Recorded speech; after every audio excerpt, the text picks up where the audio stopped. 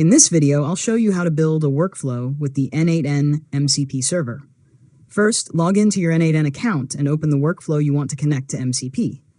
Next, open the MCP settings and create or enable an MCP server connection for your N8N instance.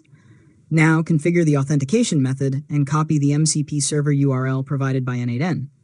After that, create a new workflow and add the nodes you want the MCP connected client to access. Next, make sure the workflow is configured to accept the required inputs and return the expected output.